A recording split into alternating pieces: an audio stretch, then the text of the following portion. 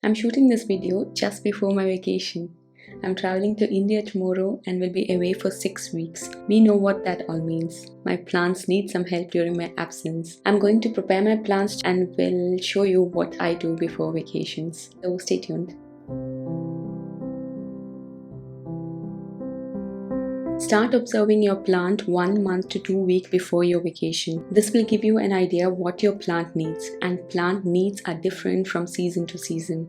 In summers they need more watering and in winters less watering. So this will help you plan accordingly whether you can get away with some self-watering DIY technique or you need to ask someone to come and help with your plants. Second tip would be to water your plants before your vacation. Whether we leave our homes for 1 week, 2 weeks or more than that, water them very well just the day before you leave. Ideally, I would give my plants a shower, check for pests, spray neem oil and all that. That was my wish this time too, but I didn't get time to do that for all my plants. I tend to push this watering until the last minute so that my plants are well watered until I come back or someone else comes to take care of them. That being said, ask someone to take care of your plants. If you're leaving for more than 2 weeks, I would suggest you ask someone to help you out with your plants. 2 weeks is what works for me in the conditions I live in. If you're living in a hot country, you might have to request them to come and water your plants more frequently. This is why the first step I mentioned is important, to observe your plants 2 to 3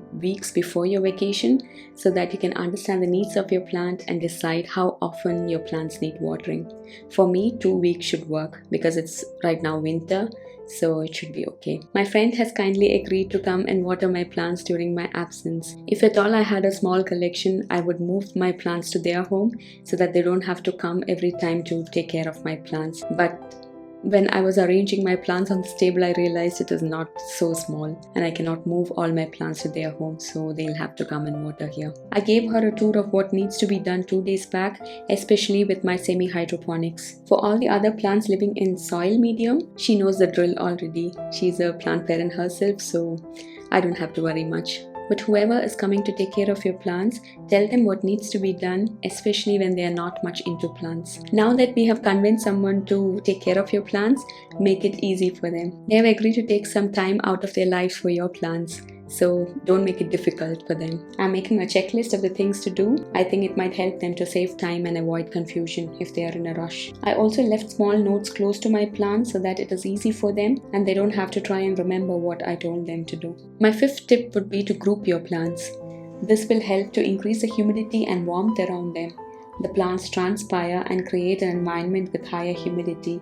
That means lesser evaporation from the soil and lesser watering they need. Next step would be to move plants in terracotta pots to plastic pots. This is something I wouldn't do in winter at all, since terracotta does an excellent job in controlling the moisture in the soil.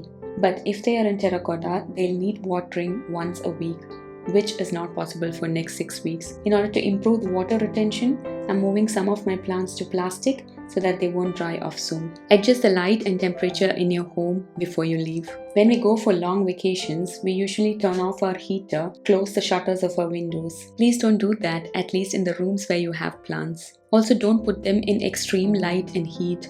This will dry up the soil faster. What I'll do is, I'll turn the heater on just enough so that the plants don't feel cold. I'll move my plants a little bit away from the window on this table so that the evaporation from the soil is also reduced. I'm also reducing the time the grow light will be on from 9 hours to 5 hours. In short, I'm creating an environment so that my plants will just survive, nothing more and nothing less. This will ensure that they'll need less watering and can go dormant during my absence, but they can survive. Or at least that's my hope. Next step would be to mulch the soil. Mulching means covering the soil from being exposed so that there is less evaporation from the soil. I'm using some stones to cover the soil. We can also use straw, wood chips or leca balls, anything will do. Next step would be to bag your plants. This is my favorite. I know that some of my plants need a little bit more frequent watering, like my Phytonias, string of turtles, Calatheas, ferns, etc. So I'm going to create a small greenhouse for them. If you have been following me for a while, you know that I've been trying this technique for past few months and it has worked very well for me. Only thing to remember is to not to cover your plants when the soil is dripping wet. The soil should be just moist enough, otherwise there will be growth of fungus in it. So be careful about that. When the soil dries up, just spray it with water. That's all that is needed. I've informed my friend not to pour water into these containers that are covered with plastic bags, but just to spray them with water if at all the soil is dry. I have a few plants in the bags. Honestly, I've not watered or sprayed down my Fittonia or string of turtles for past 1 month, so I think they'll be okay during my absence. If you find this technique interesting, you might like this video where I explain about this technique. I'll also link it in the description box. There are many self-watering DIY techniques to keep your plants watered during your absence, but such techniques will only last for maximum 1.5 weeks. But something is better than nothing. Since my ferns have a large foliage, I'm not going to cover it up with a bag, and they are plants that need moist soil always. So what I'm going to do is I'll keep a jar of water close to them and one thread that goes into its soil. This thread will wick the water to the pot and keep the soil always moist. Let's see how that goes. Lastly, be prepared for some wilted dead plants. Since I'm leaving in winter is already a tough season for plants, I'm expecting some casualties in my collection.